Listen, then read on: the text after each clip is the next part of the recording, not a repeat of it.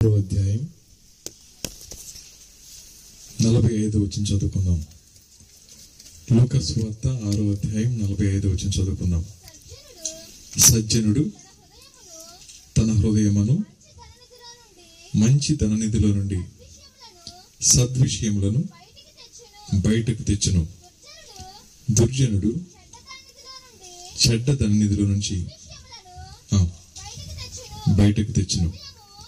హృదయము నిండి దాన్ని బట్టి ఒకని నోరు మాట్లాడును. చింతార్థం చేసుకుందాం. మమ్మల్ని మిక్కిలిగా ప్రేమించిన మా ప్రియ పరలోకపు తండ్రి, ఘనమైన శ్రేష్టమైన అత్యున్నతమైన మనకి వేలాది స్తుతులు స్తోత్రాలు చెల్లిస్తా ఉన్నాను ప్రభు. మా శరీర నిర్మాణంలో మీరుంచిన నాలుక, అది కలుగ చేసే గాయాలు ఇప్పటి వరకు నీ దాసం ద్వారా మాట్లాడుతూ వచ్చారు. దాని కొనసాగింపుగా ప్రభా కొన్ని మాటలు లేఖనం నుంచి ధ్యానం చేసుకోవడానికి సహాయం చేయండి. వింటున్న మా అందరి అంతరంగాల్లో మీరు ఈ కార్యం జరిగించమని వేడుకుంటా ఉన్నాను. నాలుక మా లోపల ఉంచబడిన పాప ప్రపంచం అని, దానిని సక్రమంగా ఉపయోగించకపోతే కుటుంబాలు ఏ విధంగా నష్టపోతారో మాకు తెలియపరిచినందుకే నీకు వందనాలు చెల్లిస్తా ఉన్నాను. మానవులమైన మమ్మల్ని సరిచేయడానికి, మా జీవితాలను బాగు చేయడానికి, మాకేది క్షేమమో ఏది మీ నామానికి మహిమో అన్ని విషయాలు స్పష్టంగా రాసిపెట్టినందుకే నీకు వందనాలు తండ్రి. మాకెవరు నేర్పించగలరు ప్రభా? మీరు మాత్రమే మంచి బోధకుడు. అలాంటి మీ చేతులకి మా సమయాన్ని అప్పగించుకుంటూ ఈ ముందున్న వాక్య భాగాన్ని మా అందరికీ దేవునికరంగా చేయమని మా ప్రభువును ప్రియ రక్షకుడైన యేసయ్య పుణ్య నామములో మిక్కిలి వినయంగా బ్రతిమాలి అడిగి వేడుకొని ప్రార్థిస్తున్నాం తండ్రి, ఆమేన్. ఇంతవరకు దేవుని దాసులు మాట గురించి మనతో చాలాసేపు మాట్లాడుతూ వచ్చారు. లూకా సువార్త 6వ అధ్యాయంలో యేసుక్రీస్తు ప్రభువారు కొండ మీద ప్రసంగం చేస్తున్నప్పుడు ఆయన పలికినటువంటి మాట మరొకసారి రాయటం జరిగింది. క్షమించండి, 6వ అధ్యాయం లూకా సువార్త 45 వచనం చదువుకుందాం. నేను చదువుతాను, దయచేసి చూడండి. సజ్జనుడు తన హృదయమును మంచి ధననిధిలో నుండి సద్విషయములను బయటికి తెచ్చును.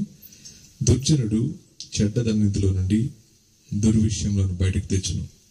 హృదయము నిండిన దాన్ని బట్టి ఒకని నోరు మాట్లాడును అనే మాట. ఈ మాట తన శిష్యులతో మాట్లాడుతూ ఉన్నప్పుడు యేసుక్రీస్తు ప్రభువారు దేన్ని ఆశించి మాట మాట్లాడుతున్నారంటే ప్రేమ గురించి, నిజమైన ప్రేమను గురించి వివరిస్తున్న సందర్భంలో ఈ మాట చెప్పారు. చెప్తూ 39వ వచనం నుంచి, మరియు ఆయన వారితో ఈ ఉపమానం చెప్పెను. గ్రుడ్డివాడు గ్రుడ్డివానికి దారి చూపగలడా? వారిద్దరును గుంటలో పడుదురు కదా. శిష్యుడు తన బోధకుని కంటే అధికుడు కాడు. సిద్ధుడైన ప్రతి వాడును తన బోధకుని వలె ఉండును. నీవు నీ కంటిలో ఉన్న దూలమును ఎంచక నీ సహోదరుని కంటిలో ఉన్న నలుసును చూడనేలా అని చెప్తూ 43వ వచనంలో, ఏ మంచి చెట్టునకును పనికి మాలిన ఫలములు ఫలింపవు, పనికి మాలిన చెట్టును మంచి ఫలములు ఫలింపవు. ప్రతి చెట్టు తన ఫలముల వలన తెలియబడును. ముండ్ల పొదలో అంజూరపు పండ్లు ఏరుకొనరు, కోరింద పొదలో ద్రాక్ష పండ్లు కోయరు అని చెప్పిన తర్వాత ఇక్కడ ఈ వచనంలో చాలా విషయాలు రాస్తూ వచ్చారు. మొట్టమొదటిగా సజ్జనుడు అన్నారు, తర్వాత ఏమన్నారు? దుర్జనుడు అన్నారు.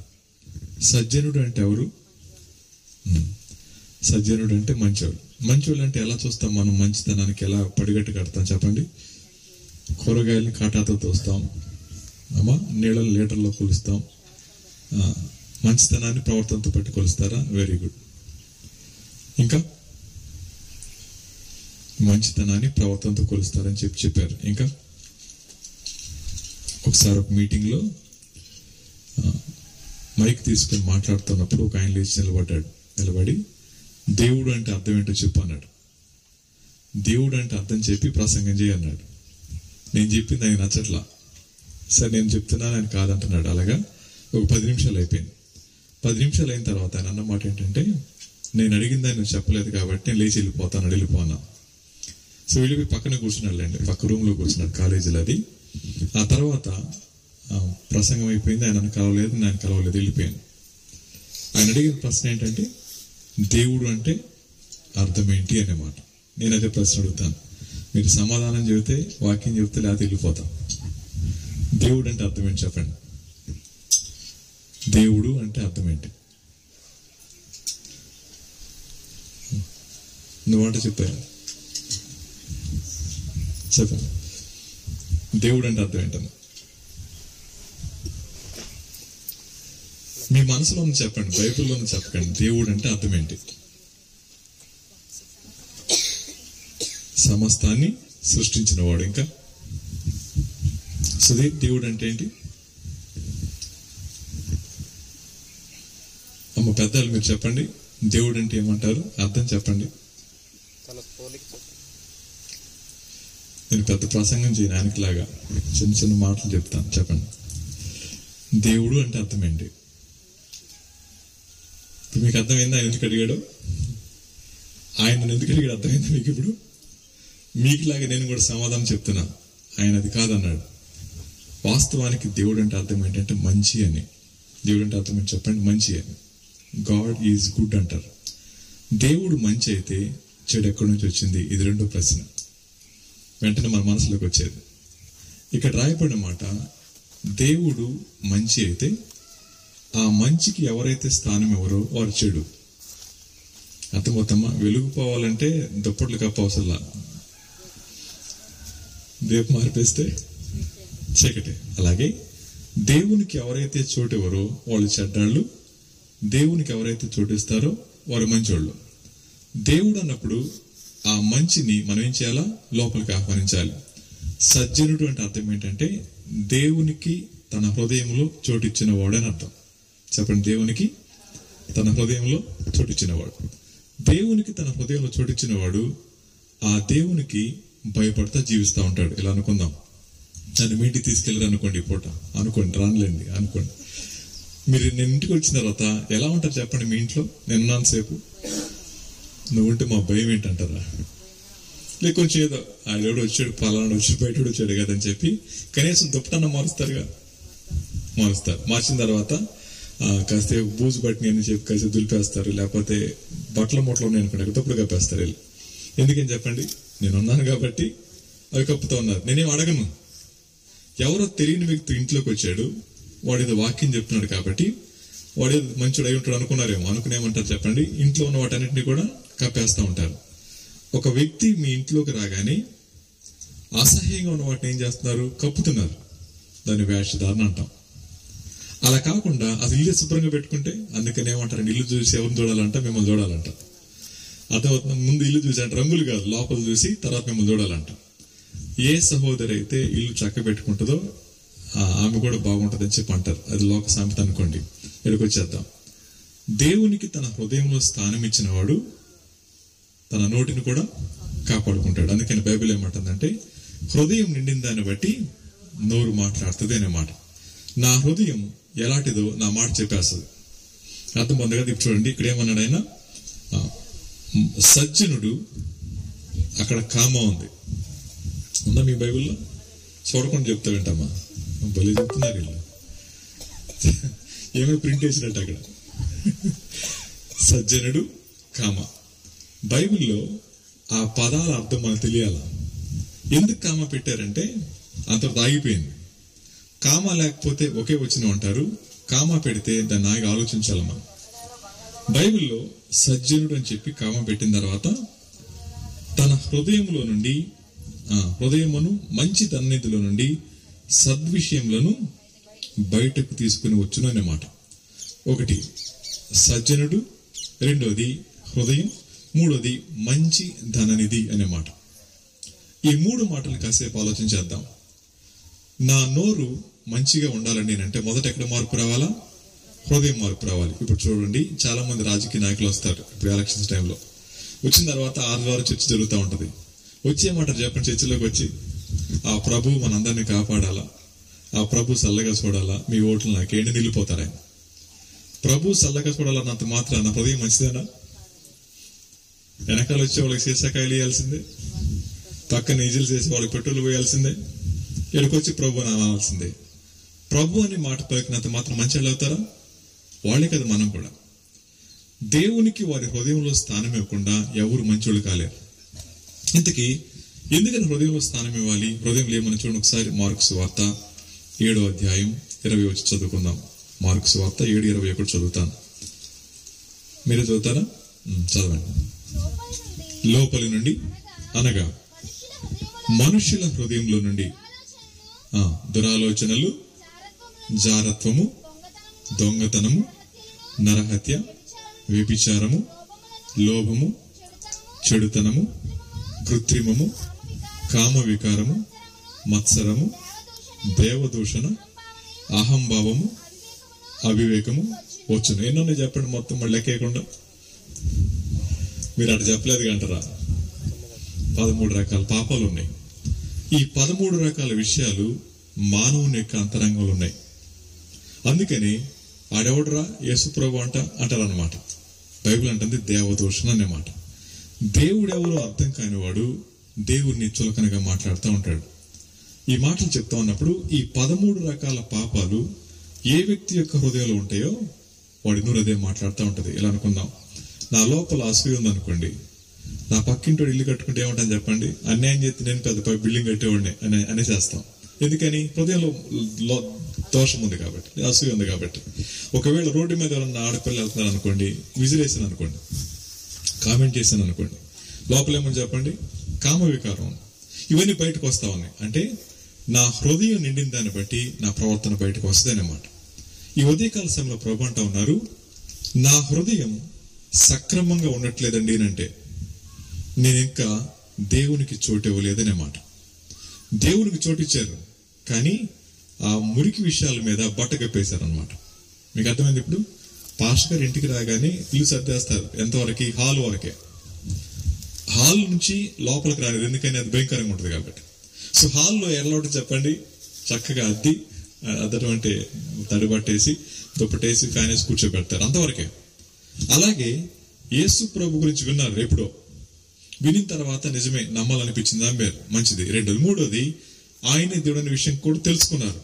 అయినప్పటికీ లోపల చాలా గదులు ఎలా ఉన్నాయి? మురికిగా ఉన్నాయి. అందుకని అప్పుడప్పుడు మన మాట కోపం వస్తే తట్టుకోలేను సార్, నేను నోటికి ఏం మాట వస్తుంది నాకు అర్థం, అందుకే నాకు కోపం రాకుండా చూసుకుని అంటారు అనమాట. అంటే ఇంకా ఆ గదిని ఖాళీ చేసుకోలేదు.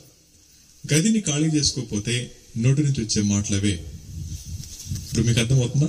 అందుకని దేవుడికి కావాల్సింది మన మాట కాదు, మన హృదయం.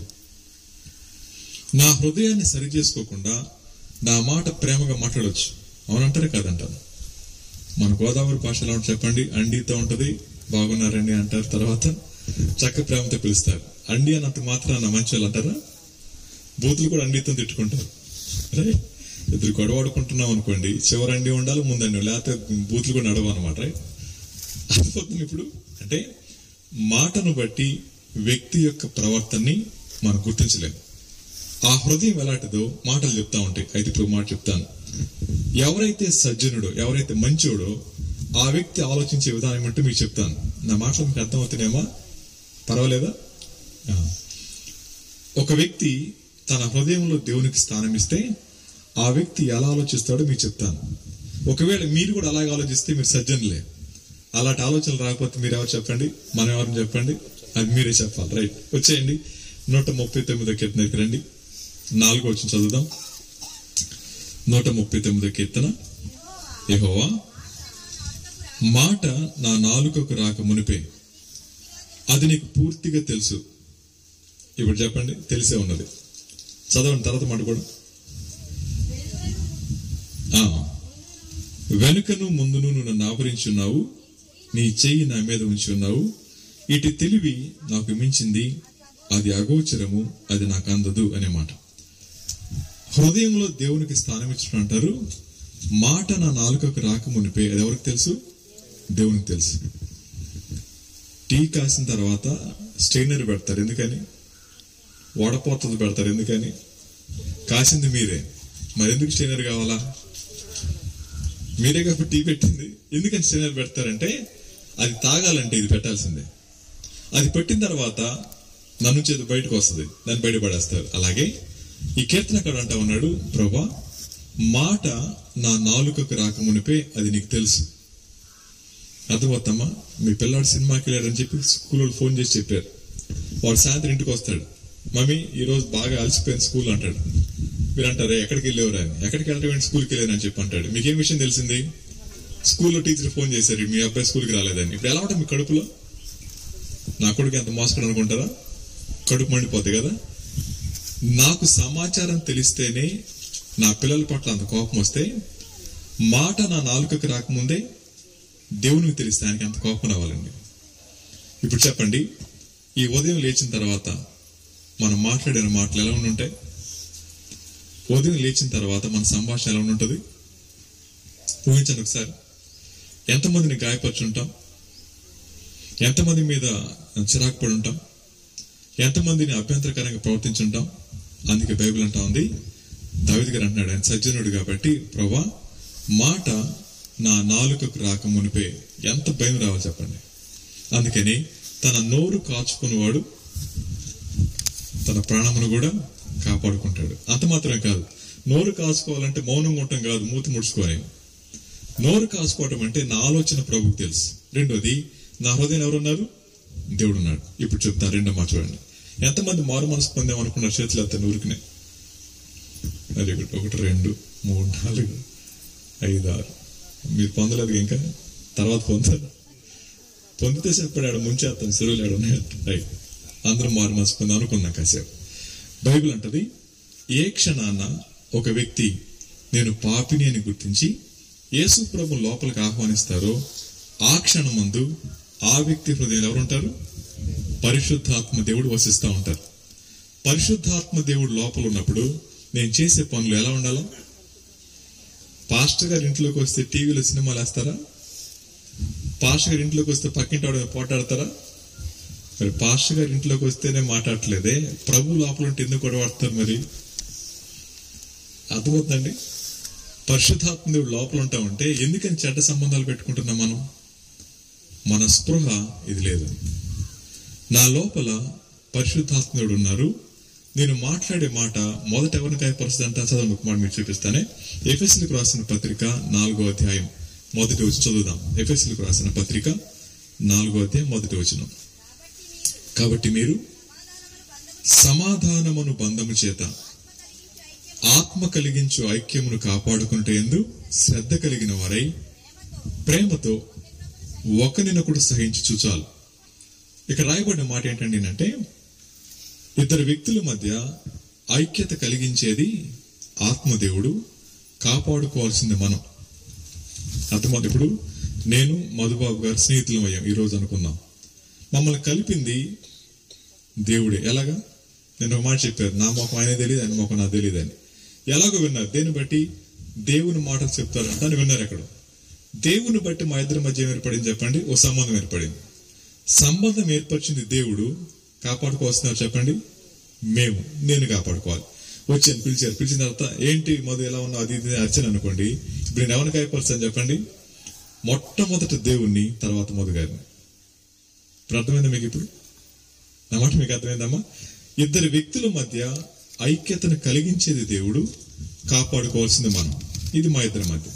సో భార్య భర్తల మధ్య వివాహం అన్నప్పుడు పరిశుద్ధ వివాహం అని చెప్పి అన్నాం. కార్డులు వేసుకున్న తర్వాత భార్య భర్తలు కొట్లాడుకున్నాం తెలుసా మీకు? అమ్మా రోజు కొట్లాడుకుంటారు. ఏదో ఒక రిలేషన్ పని లేని ఉండాలి, అట్లా లేకపోతే అట్లా కొట్టి ఉండాలి. ఇప్పుడు చెప్పండి, పరిశుద్ధ వివాహం అని చెప్పి ఆ రోజు మీరు తల ఉంచుకున్నారు, ఇలా గర్వంగా నుంచున్నారు ఆ కాసేపే. ఆ తర్వాత పెళ్లి అయిపోయింది. సో పెళ్ళైన తర్వాత మధ్యలో ఒక నిలబడి ఫోటోలు మధ్యలో ఇది విడిది అని చెప్పి ప్రమాణాలు చేపించారు. అక్కడ మొదలవుతాయి. ఆ తర్వాత ఉప్పు తగ్గిందని కారం తేదని ఆవిడ కొట్టుకుంటూనే ఉంటారు. ఇప్పుడు చెప్పండి, ఇద్దరు వ్యక్తుల మధ్య సంబంధం కలిపింది పాస్టర్ గారు కాదు, దేవుడు. భార్య భర్తల మధ్య దేవుడు ఆ సంబంధాన్ని జతపరిచిన తర్వాత నా నుంచి కనుక అపోజిషన్ వచ్చింది అనుకోండి, నేను గాయపరిచేది నా భార్యను కాదు, దేవుణ్ణి. ఆ తర్వాత నా భార్యను. ఒకవేళ నా భార్య నన్ను ఇబ్బంది పెట్టింది అనుకోండి, మొదట గాయపరిచేది ఎవరిని? దేవుణ్ణి, ఆ తర్వాత నన్ను. ఇప్పుడు చెప్పండి, ఎన్నిసార్లు మీ వైవాహిక జీవితంలో మొదట దేవుని గాయపరిచే తర్వాత మీ భర్తను భార్యని గాయపరుచుంటారు? ఎక్కువ అప్పర్ హ్యాండ్ ఎవరు ఉంటుంది చెప్పండి? అప్పర్ హ్యాండ్ అంటే పైసా ఎవరిది ఉంటుంది? మీద పురుషులు ఉంటుంది అంటారా? మీద ఉంటుందమ్మా. మీ ఆయన కాదేనా? పోనీలే, ఆయన ఉంటూ బాగుండేది. ఎక్కడ ఉన్నారమ్మా? ఎక్కడ సార్? నిజమేనండి, మీరే గాయపరిచారా? ఎంత యథార్థమైన భర్త దొరికాడమ్మా మీరు.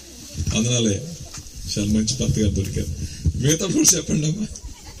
అప్పర్ హ్యాండ్ ఎవరితో చెప్పండి, తెలిసేద్దాం ఈరోజు.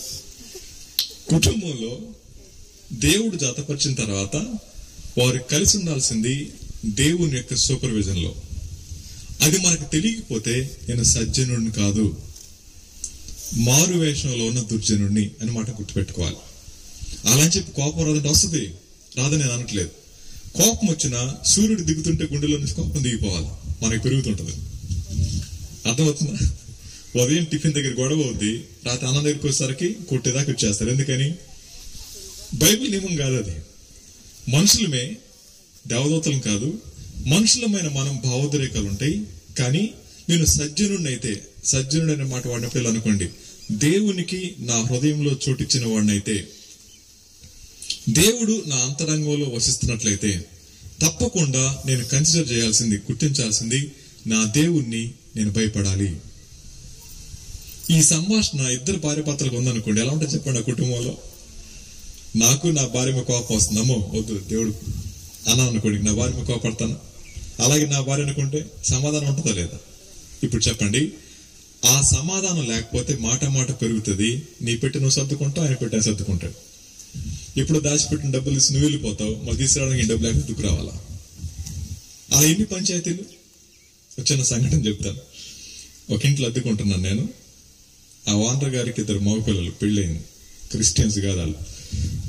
చిన్న కొడుక్కి పంచాయతీ చేస్తారు, పెద్ద ఆయన ఫస్ట్ ఒట్టేసుకొచ్చి కూర్చున్నాడు. కూర్చున్న తర్వాత పంచాయతీ ఏంటంటే, ఆ అమ్మాయి రానంటుంది, అబ్బాయి కూడా నేను వెళ్ళనంటున్నాడు. ఇది జరిగింది, చాలా కాలం జరుగుతుంది. సరే, ఇద్దరిని తీసుకొచ్చి మాట్లాడుతున్నప్పుడు మరి ఏంట్రా చిన్నోడు నీ సమస్యను అడిగాడు ఆయన. ఆయన అన్నాడు, నేను ఎప్పుడు ఫోన్ చేసినా వాళ్ళ అమ్మెత్తుద్ది, ఈ పిల్ల మాట్లాడదు. అదేంటంటే, మా అమ్మాయి పడుకుందంటదంట, మా అమ్మాయి లెగలేదంటదంట, మా అమ్మాయి పనిలో ఉందంటదంట, ఈయనడిదంట ఫోన్. ఆయన కోపం వచ్చేసింది. పెళ్ళే సంవత్సరం కూడా కాదు అప్పటికి. ఈయన బెంగళూరులో ఉంటాడు. ఈయన ఫోన్ చేస్తే వాళ్ళ ఫ్రెండ్స్ ఎత్తారంట, ఆ అబ్బాయి తీయటం, ఏం చేస్తా నిద్రపోతారని చెప్పి అంటారంట. మరి నైట్ డ్యూటీస్ మనకు తెలియదు. ఇది సంభాషణ, ఇంత మించి ఏమీ లేదు.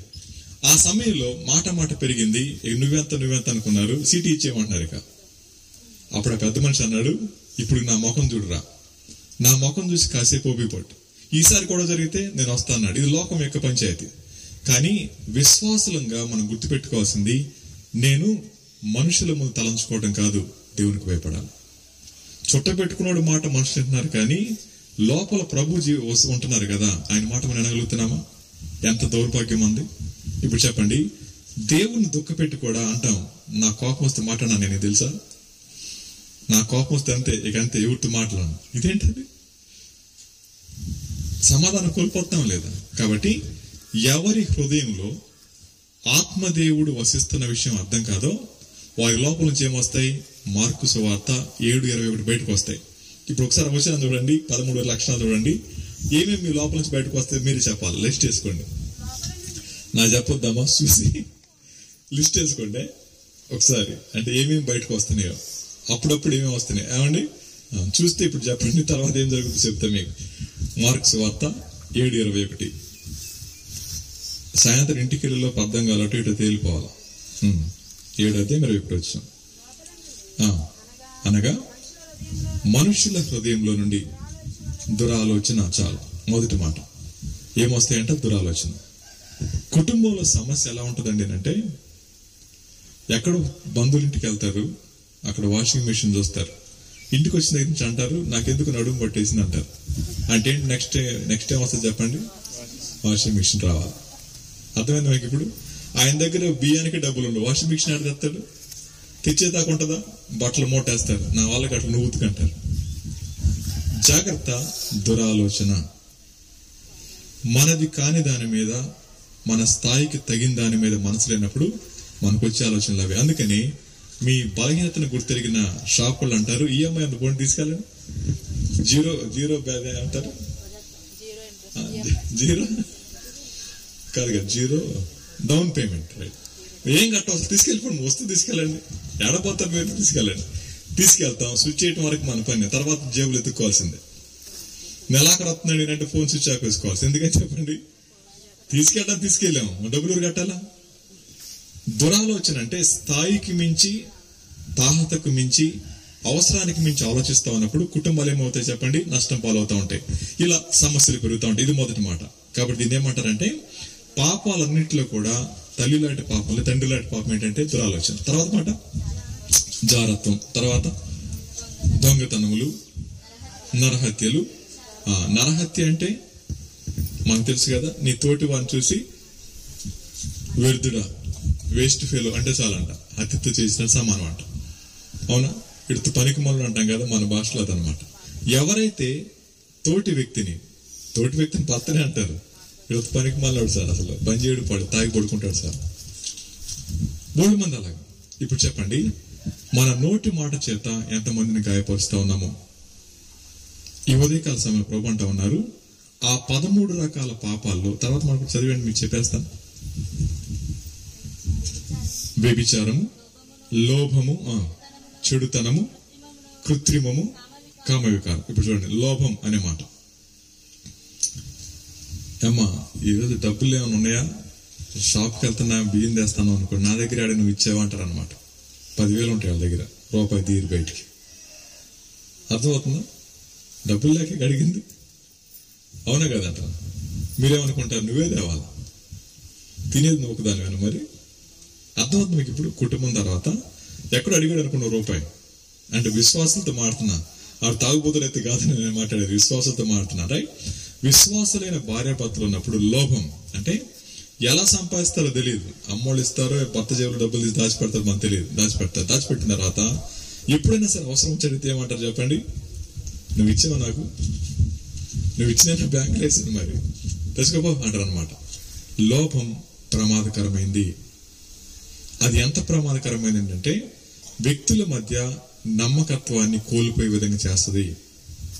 ఒకసారి లోభి అయిన తర్వాత ఆ వ్యక్తి ఎవరితో సత్సంబంధాలు పెట్టుకోలేడు. అవసరంలో వారు వస్తారు మన దగ్గరికి, వచ్చిన తర్వాత అయ్యా ఒక 1000 రూపాయలు ఇవ్వండి అన్నారు అనుకోండి, నా దగ్గర ఆడే అంటారు అనమాట, మేమే పిల్లలకి అప్పులు చేస్తున్నాం అంటారు అనమాట. అతను అడిగింది అవసరంలోనే. యేసయ్య ఈ మాట చెప్పింది, నిజమైన ప్రేమ కలిగిన వ్యక్తి ఎలా ప్రవర్తిస్తాడు అని అంటే సజ్జనుడిగా ఉంటాడు. సజ్జనుడిగా ఉన్నవాడు లోబిగా ఉండలేడు. వాడు సజ్జనుడే లోబిగా ఉన్నాడు అంటే వాడు దేవునితో సంబంధం ఉన్నవాడు కాదు. చాలా మంది ఇస్తాం కానీ ఎప్పుడు అంటే చెప్పండి, మళ్ళీ ఎప్పుడు ఇస్తాం, ఎంతో వేసిస్తాం. వచ్చింది అవసరతల్లో, అవసరం తీరకపోగా మనం ఏమంటాం చెప్పండి, మళ్ళీ ఎప్పుడు ఇస్తాం. వాడు అవసరతను బట్టి ఏదో చెప్పేస్తాడు, కానీ తీర్చకపోతే ప్రాణాలు పోయి 3 మంది అలా అప్పులు పాలై కుటుంబాల్లో ఆత్మహత్యలు చేసుకున్న వాళ్ళు 3 మంది. కాబట్టి లోభి తనకే మాత్రమే కాదు, ఆయన పడతాడని పట్టుకో బాబు, లోభి తనకు మాత్రమే కాదు, ఆయన మధ్య కాశలో ఉన్నాడు, అందుకని కదా అటు ఇటు అయితే లేనిపోయింది, ప్లేన్ పడిపోతుంది, అందుకని ఇప్పుడు ల్యాండ్ అయిపోయారండి. సరే, లోభి అత్యంత ప్రమాదకరమైన. తర్వాత మనం చదవండి అమ్మా. లోభిత్వం తర్వాత చెడుతనము, కృత్రిమము అంటే లేని వాటిని కల్పించడం అనే మాట. లేని వాటిని కల్పించడం. ఈ మాటలు మనం వింటా ఉన్నప్పుడు నా మట్టు నాకు భయం వేస్తుంది, మీ మట్టు మీకు సంతోషంగా ఉందేమో. ఎందుకు తెలుసా అండి, దేవుని బిడ్డనని చెప్పుకుంటున్న నా జీవితంలో కొన్నిసార్లు ఇలాంటి కనబడినప్పుడు నేను ప్రవర్తించిన తీరు ఎలా ఉంటుందండి అంటే నా సంగతి ఎవరో తెలుసు, నన్ను ఎవరు పట్టించుకుంటారు, కాబట్టి నేను పెద్ద మనిషికి చాలా మంది అవుతా అనుకోవచ్చేమో, కానీ నా హృదయాన్ని పరిశీలించేవాడు దేవుడే. లెక్క చెప్పాల్సింది నా భార్యకో భర్తకో కాదు, దేవునికి. సో దేవుని పట్ల నాకు అపారమైన ప్రేమ ఉంటే నా మాట దగ్గరే పశ్చాత్తాపడతాను. అందుకని గుర్తుపెట్టుకోండి, తొందరపడి మాట్లాడింది వెనక్కి తీసుకెళ్తామా? డబ్బులు పోతే తీసుకోవచ్చు, దెబ్బ కొడితే పోనీ అనుకో, నొప్పి తగ్గిపోదు. కానీ మాట నా తమ్ముడు చెప్తున్నాడు కదా, ఇప్పుడు అన్న మాట ఎన్ని సంవత్సరాలు గుర్తుపెట్టుకుంటాం. అర్థమైంది, రాత్రి చెప్పాను కదా, 96 సంవత్సరాల వయసులో మా తాత ఏమంటున్నాడు, 93 సంవత్సరాల వయసులో మీ అమ్మమ్మ నా తాడు పెడతానని తాడు తెలియదంట. ఏం చేసుకుంటాడు? ఇప్పుడు తెత్తి మెడలు వేసుకుంటాడా? అర్థమవుతుంది మీకు ఇప్పుడు? అంటే మనిషి యొక్క మనసు అంత ప్రమాదకరమైన. దేవుడు మనతో మాట్లాడుతూ, నన్ను ప్రేమించేవాడు లోకాన్ని ప్రేమించాలి, ప్రేమించేవాడు ఉండకూడదు హృదయంలో ఈ 13 రకాల పాపాలు ఉండకూడదు. ఈ 13 రకాల పాపాలు ఉంటే వారు ఎలా ఉంటారు చెప్పండి? నోటి మాట వేరు, హృదయ స్పందన వేరు. నా హృదయంలో దేవునికి చోటు లేదు, కానీ ప్రేమగా మాట్లాడవచ్చు. ఇక్కడికి వచ్చిన తర్వాత ఇప్పుడు ఒక ప్రశ్న అడుగుతాను, చూడండి. యెషయా గ్రంథం 29వ అధ్యాయం. ఇలాంటి పరిస్థితుల్లో ఒకవేళ దేవుడు మాట్లాడితే ఏమంటాడో చూద్దాం. 29వ అధ్యాయం 13వ వచనం చదువుకుందాం. ఇందాక తమ్ముడు జ్ఞాపకం చేసినట్టున్నారు. వారు నా ఎడల చూపు భయభక్తులు మానవుల విధులను బట్టి వారు నేర్చుకున్నవి. ఇది మాట ఎంత స్పష్టంగా రాసి పెట్టాడు. ఈ ప్రజలు నోటి మాటతో వస్తా ఉన్నారు. నాకు చెప్పాల్సిన పని లేదు, మీ మనస్సాక్షి ఓపెన్ అవుతుంది, దేవుని చెప్పండి. దేవుడు స్పష్టంగా మనతో మాట్లాడుతున్నమాట. ఈ ప్రజలు కేవలం నోటి మాటతో వస్తా ఉన్నారు అంతే. అందుకని చాలా కుటుంబాల్లో పిల్లలు మారు మనసు పొందకపోవడం కారణం ఏంటంటే, చర్చికి వెళ్ళే మనం, వాక్యం చెప్పే మేము, మన జీవితాల్లో సక్రమమైన ప్రవర్తన లేకపోతే మన పిల్లలు మారు మనసు పొందరు. ఒకవేళ భర్త మారు మనసు పొందలేదు, నా ప్రవర్తన సరిగా లేకపోతే ఆయన రాడు. ఎందుకంటే అంటాడు, ఆ చర్చికి వెళ్ళి ఏం చేస్తుంది, నోటికి అద్దదు పొందా కాబట్టి నేను రాను. ఎవరిని చూస్తున్నారు వాళ్ళు? నేను మందిరానికి వెళ్తున్నప్పుడు నా జీవితంలో మార్పు కనపడాలి. నా జీవితంలో మార్పు లేకపోతే నా భార్య రాదు, నా భర్త రాడు, నా పిల్లలు రాదు. కాబట్టి మనం నష్టపరుచుకుంటున్న మనల్ని మాత్రం కాదు, అనేక మంది నిత్య నాశనానికి వెళ్ళడానికి మనమే కారణమవుతా ఉన్నాం. ఒక గుడివాడలో ఒక ఆవిడ వ్యభిచారం చేస్తారు. అక్కడ ఉన్న వాళ్ళకి దీనికి వినపడింది అంటూ అనుకుంటున్నారు. వచ్చింది. యేసు ప్రభు ఎవరో తెలియనప్పుడు, లోకం అంటే నాకు బాగా ఇష్టం ఉన్నప్పుడు పాపం చేసిన మాట వాస్తవం. కానీ యేసు ప్రభు ఎవరో నాకు తెలిసింది. ఆయన దేవుడిని నేను అంగీకరించాను, నా హృదయాన్ని స్థానం ఇచ్చాను. అది మొదలుకొని నా జీవితం మారింది. ఇప్పుడు నేను మార్పు చెందిన వేసిని అని వెళ్ళిపోయింది ఆవిడంతే. ఇప్పుడు చెప్పండి, ఆమె సాక్ష్యం ఎలాంటిది? లోకంలో ఆమె బతుకు తెలుసు, కానీ ఇప్పుడు ఆమె సాక్ష్యం ఏమంటారు చెప్పండి? నేను మార్పు చెందాను, నా హృదయంలో దేవునికి స్థానం ఇచ్చాను, ఇప్పుడు నేను మారాను. మీరు అన్నా పర్లేదు. ఒకప్పుడు అలా ఉంటే కాదు, ఒకప్పుడు అలా అంటే ఏమని చెప్పండి, కొట్టుపడేసేదేమో. కానీ ఇప్పుడు ఆవిడ మారింది కాబట్టి తన మాట మాత్రమే కాదు, హృదయం కూడా మారింది. ఇప్పుడు చెప్పండి, మనం ఎలా ఉన్నాం చెప్పండి? బైబిల్ తీసుకొని కంటత వాక్యాలు చెప్తాం, బైబిల్ చదువుతాం, అన్ని చేస్తాం. కానీ ఇంట్లో మన సంభాషణ ఎలా ఉంటుంది? మన పదాలు ఎలా ఉంటాయి? మన పిల్లల్ని పిలిచి పిలుపు ఎలా ఉంటుంది? వాళ్ళని పిలిచి తిట్లు ఎలా తిట్లు తిడుతుంటాం మన పిల్లలే. కానీ జాగ్రత్త, మన నోటి మాట కొన్ని హృదయాల్ని బద్దలు చేస్తుంది. మన నోటి మాట పిల్లల జీవితాలను చీకటి చేస్తుంది. అందుకని ఎన్నడూ కూడా మీరిద్దరు కలిసి పిల్లలను తిట్టుకోకండి. వాళ్ళు ఏం తర్వాత కొట్టుకోండి, కాసేపు తర్వాత సమాధానం పెట్టి ప్రార్థన చేసుకోండి, అది వేరే విషయం. ఎవరు బలం కొద్దలు కొట్టుకోండి, అర్థమవుతున్నాము. కానీ గుర్తుపెట్టుకోండి, పిల్లల ముందు వారి హృదయాల్ని చీకటిమయం చేయకండి. పిల్లల్ని నరకానికి పంపించే బాధ్యత మనం తీసుకోకూడదు. దేవుడు మనకిచ్చింది బహుమానం.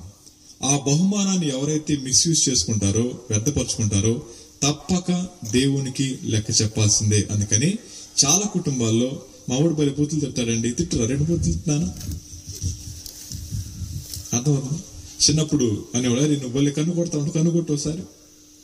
ఆడు కొడతాడు, ఈడు కొట్టించుకుంటారు, నవ్వుకుంటారు. రేపు ఆడు ఎవరు కొడతాడు?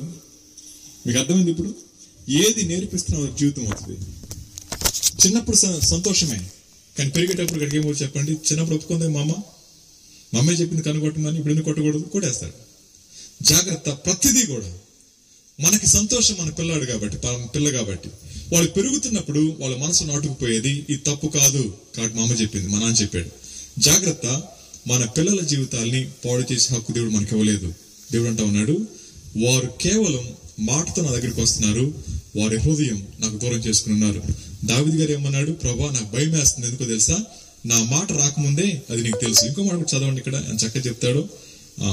15 వచనం చదువుదాం. 29:15 యెషయా గ్రంథం.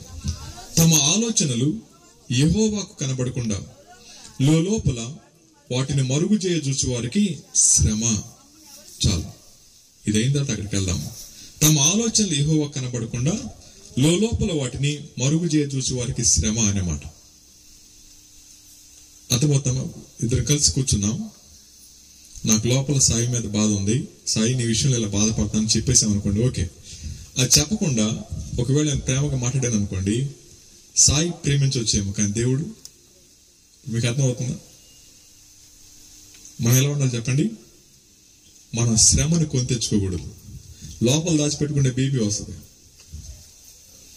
లోపల దాచిపెట్టుకుని హార్ట్ అటాక్లు వస్తాయి. చెప్పేసుకున్నాం అనుకోండి, అందరూ సెటిల్ అయిపోతాం. జాగ్రత్త. బైబుల్ నియమం ఏంటి తెలుసా అండి? సూర్యుడు అస్తమించే లోపే సమాధాన పడాలి. కానీ వీళ్ళు అంటున్నారంట, తమ ఆలోచన ఎవరు తెలియదు అనుకున్నారు దేవుడికి. ఇక్కడ కూర్చుని మీరు ఏం ఆలోచిస్తున్నారు నాకు తెలియదు, ఒంటిగా దాటిపోయి వదులుతాడు అనుకుంటున్నారు నాకు తెలియదు, కానీ దేవుడికి కనపడుతుంది. అర్థమవుతున్నా? కడుపులో ఆకలేస్తుంది, మీకు కూర్చోట కాళ్ళు వణుకుతున్నాయి అనుకోండి, ఇప్పుడు మీరేమంటారు చెప్పండి? తొందరగా ఆపితే బాగుండు, నాకు తెలియదు, దేవుడికి కనపడుతుంది.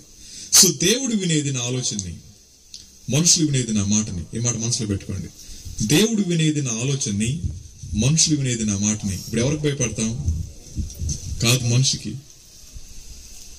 అర్థమవుతుంది మాట? నాయకుడు లంచగొండ అనుకోండి, మీ ఇంటికి వచ్చాడు, ఏమంటారు చెప్పండి? మంచి నాయకుడు సార్ అంటారు. లోపల ఏమంటారు చెప్పండి? వీళ్ళు లంచగొండ సార్ అని చెప్తారు వెళ్ళిపోగానే. అది ముందు చెప్పొచ్చుగా. అర్థమవుతుందా? మాట మనిషికి వినపడుతుంది, కానీ ఆలోచన. సో ఆలోచన దగ్గర దేవునికి భయపడితే మాట దగ్గర జాగ్రత్త పడతాం మనం. నా మాట విషయంలో సరిగా ఉంటున్నాం అనుకుంటున్నాం, కానీ ఆలోచన ప్రభుత్వ విషయం మనకు అర్థమవుతుందా? ఇప్పుడు చెప్పండి, ఎన్నిసార్లు వ్యక్తులు మనకు అపకారం చేసినప్పుడు వారి విషయంలో మనం తప్పుగా పెట్టుకొని లోపల ఒకటి బయట ఒకటి లేదా? అలా ఉంటాను బట్టి మనకు వచ్చేది శ్రమే. ఇప్పుడు శ్రమ కారణాలు చెప్పండి, దేవుడు మనం. మీకు అర్థమవుతుంది? ఇప్పుడు శ్రమలు ఎందుకు వస్తాయి? దేవుడు ఎవరిని శ్రమకు అప్పగించడు. మీరు ఆ బాధ్యత తీసుకోండి సార్. దేవుడు ఎవరిని శ్రమకు అప్పగించడు. ఎందుకంటే ఆయన ప్రేమ కలిగినడు. ఆయన కేవలం మనిషి కోరి శ్రమను ఆహ్వానిస్తూ ఉంటాడు. కాబట్టి గుర్తుపెట్టుకోండి, శ్రమలను కోరి ఆహ్వానించకండి.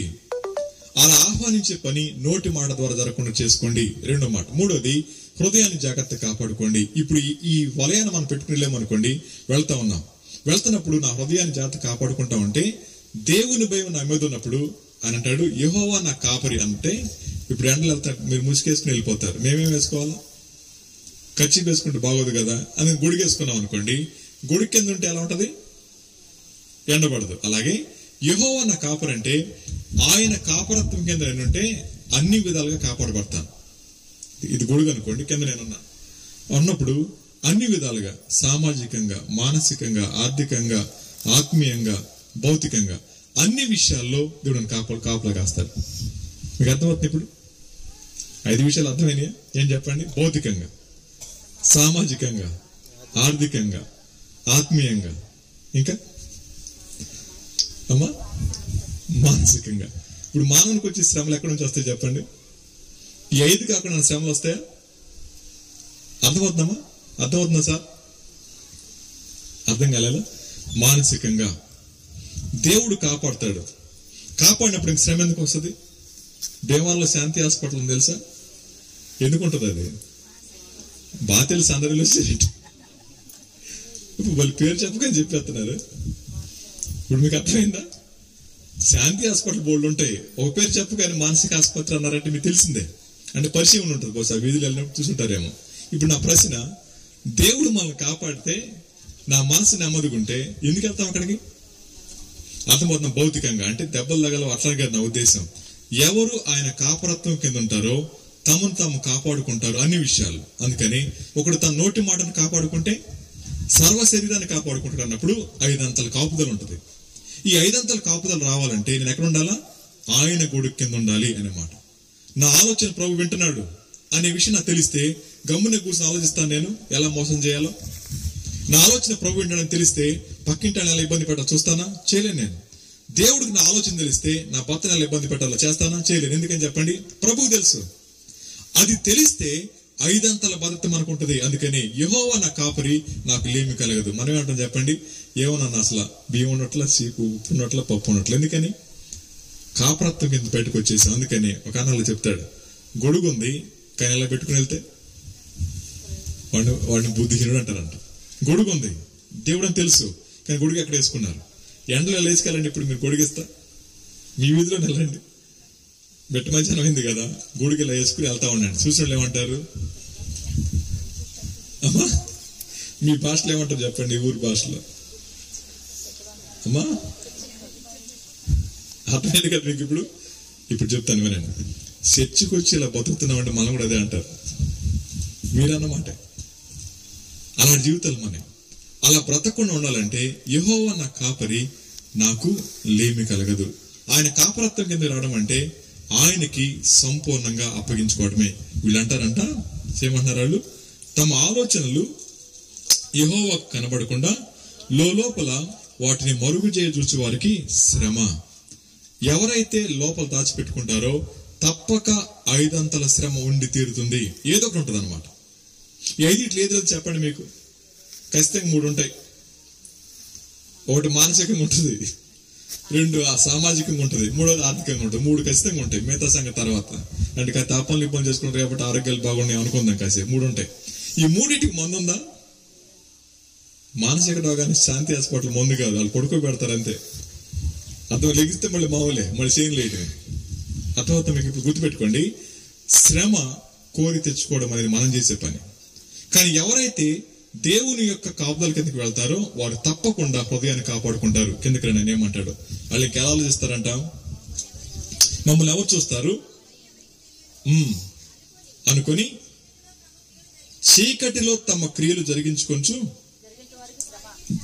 వారికి శ్రమ. ఇప్పుడు చూడండి, 2వ మాట, వాళ్ళు ఏం పనులు చేస్తారంట, ఎవరికి తెలియకుండా చీకటిలో పని చేస్తారంట. చాలా మంది సహోదరులు భర్త వెళ్ళిపోయిన బీరోలో డబ్బులు తెస్తారు కిందకి, ఆ షేర్ల కింద ఎక్కడెక్కడ తీసి అప్పుడు లెక్కేస్తారు. ఆయన రాగానే కప్పుకొని పెట్టేస్తారు. ఇట్లా అర్థమవుతుందండి? ఇప్పుడు పెట్టలేదాం అట్లా, గబుక్కుని చీరలు అట్లా పెట్టేస్తారు. పెట్టలేదు, బలి చెప్తున్నారే. మీ లాకర్లోనే నాకేం తెలుసు, మరి మా ఊళ్ళో అట్టే దాచిపెడతారు. అర్థమవుతుందమ్మా? ఈయన అంటున్నారు, చీకట్లో ఏమంట, తమ క్రియలు జరిగించు వారికి శ్రమ. ఇప్పుడు 16వ వచనం చదవండి, ఎంత భయంకరమైన మాట. అయ్యో మీరెంత మూర్ఖులు, కుమ్మరికిని మంటికిని భేదము లేదని ఎంచదగున, చేయబడిన వస్తువు దాన్ని చేసిన వారిని గూర్చి ఇతడు నన్ను చేయలేదని వచ్చునా, రూపింపబడిన వస్తువు రూపించిన వారిని గూర్చి అతనికి బుద్ధి లేదని వచ్చునా అనే మాట. ఇప్పుడు చూడండి, అన్నాడు కుమ్మరి కొండ అనుకుంటుందంటే, కుమ్మరా నీకేం తెలిసాయని. చేసింది ఎవరు? కొండని. కొండ ఏమంటుంది చెప్పండి, నీకు బుద్ధి ఉంటే చేస్తా ఉంటుందంట. మనం కూడా అంతేగా. దేవుడు లేడు, దేవుడు ఉంటే నా బతుకెందుకు ఎలా ఉంటుంది? కొండ మాట్లాడుతుందంట. ఇప్పుడు కుమ్మరాన్ని ఏమన్నా తప్పని కొడితే ఎగిరిపోద్ది, అంతే పెంకులు అయిపోద్ది. అర్థమవుతాం ఈ మాట? మానవుని స్థితి ఇది. ఆయన పరమ కుమ్మరి, ఆయన ఆలోచనలో నేను ఉన్నాను. ఇంకో మాట చెప్తాను, ప్రపంచంలో మీలాంటి వాళ్ళు ఇంకెవ్వరు లేరు, మీరు ఒక్కళ్ళే. మీరు తప్ప మీలాంటి వారు ప్రపంచంలో ఇంకెవ్వరు లేరు. అలాంటి దేవుడు అంత కేర్ తీసుకొని మీకు ఇచ్చిన రంగు ఆయన ఆలోచన, మీకు ఇచ్చిన భాష ఆయన ఆలోచన, మీకు ఇచ్చినటువంటి ఆరోగ్యమైన ఆలోచన అన్ని సమకూర్చి ఒక రూపంగా చేసి పెడితే, ఆ సత్యం అర్థం చేసుకోక పాడు చేసుకున్నవాడు ఆ కొండ పగిలిపోవటమే. ఒక ప్రత్యేకమైన ఉద్దేశంతో ప్రభు చేశారు, కానీ ఆ ఉద్దేశం అలాగిన వాడు పాడు చేసుకుంటూ ఉంటాడు, తినడం, త్రాగడం, తిరగడం ద్వారా. ఇప్పుడు అన్నాడు ఆయన, అయ్యో మీరెంత మూర్ఖులు, కుమ్మరికిని మంటికిని భేదం లేదనుకున్నా, ఆ తర్వాత చేయబడిన వస్తువు దాన్ని చేసిన వాడిని గూర్చి ఇతను చేయలేదని వచ్చినా, రూపింపబడిన వస్తువు రూపించిన వాడిని గూర్చి ఇతనికి బుద్ధి లేదని వచ్చినా అనే మాట. ఎన్నిసార్లు ఎంత బుద్ధిహీనంగా మనం మాట్లాడుంటాం. దేవుడు లేడు, ఉంటే నాకు ఎందుకు ఇలా అవుతాయి, దేవుడు ఉంటే నాకు ఎందుకు ఇలా ఆలస్యం అవుతాయి, దేవుడు ఉంటే మా బతుకులు ఎందుకు ఇలా అవుతాయి అంటే గుర్తుపెట్టుకోండి. మనం ఎప్పుడైతే దేవుడు ఎవరు అర్థం చేసుకోలేకపోతామో, ఆయనకి స్థానం ఇవ్వలేకపోతామో, ఇలాంటి మాటలే మాట్లాడుతూ ఉంటాం. ఇప్పుడు చూడండి, ఇదే సందర్భాన్ని మీరు ఉదయం తీసుకెళ్తాను. యోబు గారు ఏమంటాడు, సమస్తం కోల్పోతే యెహోవా ఇచ్చను, యెహోవా తీసుకుని. తర్వాత మాట తన భార్యతో ఏమంటాడు, అమ్మా మూర్ఖురాలు కాదు, మూర్ఖురాలు వలె ఎందుకు నువ్వు మాట్లాడితే మంచిదానివి కదా, దేవుడికి ఇస్తే తీసుకుంటావా వద్దా, తీసేస్తే వద్దా? ఎలా ఆలోచించాడు ఆయన? ఆయనకి శ్రమ వచ్చింది, పిల్లలు పోయారు, ఆస్తులు అన్ని పోయినాయి, కానీ ఆయన స్పందించిన తీరు వేరు. కారణం ఏంటంటే తన హృదయాన్ని కాపుగలదాస్తుంది దేవుడు. కాబట్టి మన జీవితాలు కూడా శ్రమలు వస్తాయి, మన జీవితాలు కూడా నిందలు వస్తాయి, మన జీవితంలో కూడా వేదనలు ఉంటాయి. కానీ అనుమతించిన వాడు దేవుడు అని మనకు అర్థమైంది అనుకోండి, మౌనంగా ఉంటాం. ఎందుకంటే మన నిర్దోషత్వాన్ని బయలుపరిచేవాడు దేవుడే. మనం నిరూపించుకోవాల్సిన పనిలే. నా షర్టు మీద ఇంకేసారు అనుకోండి, పాడవచ్చేమో, కానీ నేను పాడు చేసుకున్నానంటే కుదరదు, ఒకరోజు బయటకు వస్తుంది. అలాగే మన జీవితాల్లో ఎదురయ్యే శ్రమ దగ్గర, అవమానం దగ్గర, ఇబ్బంది దగ్గర మన నిర్దోషత్వాన్ని నిరూపించుకోవాల్సిన పని మనం లేదు. చాలా మంది అంటారు ప్రమాణం చేసి చెప్పు, రా అక్కడ తెలుసుకుందాంరా. వినలేదు ఎప్పుడు అలాగా? విన్నారు కదా. కానీ గుర్తుపెట్టుకోండి, ఎవరు దేవునికి భయపడతారో, ఎవరికి తమ హృదయాలు దేవుని స్థానం ఇస్తారో వారి నిర్దోషత్వాన్ని దేవుడు తప్పకుండా బయలుపరుస్తాడు. ఇలా అనుకుందాం, నేను ఫోన్లో సాయిని తిట్టాను, సాయి నువ్వెందుకు ఆ దొంగ పని చేసావన్నాను, అన్నా నేను చేయలేదు అన్నాడు. లేదు నువ్వే చేసావన్నాను, అయిపోయింది. అయిన తర్వాత ఆ వస్తువు దొరికింది అనుకోండి రేపొద్దున నా ఇంట్లోనే, నేనేం చేయాలి రేపొద్దున? అర్థమవుతుంది ఇప్పుడు. ఫోన్లో దొంగ అన్నాను, కానీ బహిరంగంగా 10 మంది ఉన్నప్పుడు దొరికింది ఆ వస్తువు. ఇప్పుడు నేనేమో చెప్పండి, తలంచుకోవాల్సిందే. నేను రహస్యంగా బాధపడ్డాడు, కానీ బహిరంగ ప్రభు ఏం చేశాడు? ఆ నిర్దోషత్వాన్ని బయట తీసుకొచ్చాడు. గుర్తుపెట్టుకోండి, హృదయం పవిత్రంగా కాపాడుకుంటా ఉన్నప్పుడు మన నిర్దోషత్వాన్ని దేవుడు రోజు తీసుకొస్తాడు. ఇది సజ్జనుని యొక్క లక్షణం. అయితే దుర్జనుడి గురించి చెప్పాల్సిన పర్లేదు, ఎందుకంటే దీపం మారిపోయి సరిపోద్ది అన్నారుగా, కాబట్టి అది చెప్పను. నేను సజ్జనుడి గురించి చెప్పాను, ఆడు కాకపోతే మిగతా ఉన్నది అదే కాబట్టి అక్కడ చెప్పను. కాబట్టి హృదయం నిండిన దాన్ని బట్టి ఏమవుతుందంట? నోరు మాట్లాడుతుంది. ఇక నుంచి మీరు సాయంత్రం చేయ మాట్లాడాలా? వందనాలు చెప్పే ముందు ఆలోచించండి. కోపం ఉంటే చెప్పబాకండి. అర్థమవుతుందమ్మా? లోపల కోపం పెట్టి వందనాలు చెప్పబాకండి. ఇప్పుడు నేను 2 రోజుల నుంచి విసిగిస్తున్నాను మిమ్మల్ని. రాత్రి 10:30 దాకా ఉంచి 1:30 దాకా ఉంచాను. సాయంత్రం వందనాలు చెప్పారనుకోండి, ముందు ఆలోచించండి. పొద్దున వదిలిపెట్టలేదు ఈయన, అయినా వందనాలు అలా చెప్పకండి. ఉంటే చెప్పండి, లేకపోతే మానేసేయండి. అర్థమవుతుందా? ఈయన చక్కగా నవ్వుకుంటున్నాడు. ఈయన వచ్చారంటే అది వచ్చారా? మంచిది. సరే, ఈ రోజు ప్రభు మనతో ఒకే విషయం మాట్లాడారు. ఆయనేమో మాట గురించి చెప్పారు, నేను హృదయం గురించి మాట్లాడుకున్నాం. మాటకి హృదయానికి సంబంధం ఉంది. హృదయంలో దేవునికి స్థానం ఇస్తే మాట బాగుపడుతుంది. స్థానం ఇచ్చామనుకుని మాట్లాడితే మన హృదయం చెడిపోతుంది. కాబట్టి మీరు స్థానం ఇచ్చామనుకుంటున్నారా? నిజంగానే ఇచ్చారా? ఒకవేళ నిజంగా ఇచ్చినట్లయితే మీ లోపల పరిశుద్ధాత్ముడు పనిచేస్తా ఉన్నారు. ఆయన లోపల పెట్టుకుని మనం చెడ్డ పనులు చేస్తే, ఆయన లోపల పెట్టుకుని మనం చెడ్డ సంభాషణ చేస్తే, ఆయన లోపల పెట్టుకుని ఇతరులను దూషిస్తా ఉంటే మొదట దుఃఖపడే దేవుడు, తర్వాత మనుషులు. అయితే గుర్తుపెట్టుకోండి, నేను హృదయంలో కోపాన్ని పెట్టుకుని పైకి ప్రేమ ఉండొచ్చాము, కానీ ఆ కోపం విషయం రాగానే దుఃఖపడతా ఉంది దేవుడే. అందుకని అనేక మంది జీవితాల్లో ఎప్పటికీ దేవుడిని సిలువ మీద ఉంచాం, ఇప్పటికీ సిలువ ఉంచలేదు. ఇంకా ఆయన ఇప్పటికీ మనం దుఃఖపడతానే ఉన్నాం. ఆయన దుఃఖపరుస్తూనే ఆయన బిడ్డలకి చలామణి అవుతా ఉన్నాం. ఇది మన క్షేమం కాదు. కాబట్టి ఈ ఉదయకాల సమయాన ప్రభు మనందరితో స్పష్టంగా మాట్లాడుతూ ఉంది. హృదయం నిండిన దాన్ని బట్టి నోరు మాట్లాడుతుంది. కాబట్టి మన హృదయం ఎలా ఉంది, మన మాట ఎలా ఉంది? ఒకవేళ మనం కూడా పైకి భక్తి గల వల్ల ఉంటున్నామా, లేకపోతే దాన్ని ఆశ్రయించి యథార్థంగా జీవిస్తా ఉన్నాం? పరిశీలన చేసుకొని ప్రార్థన చేసుకుందాం. తల ఉంచండి, కళ్ళు మూసుకోండి, ప్రార్థన చేసుకుందాం.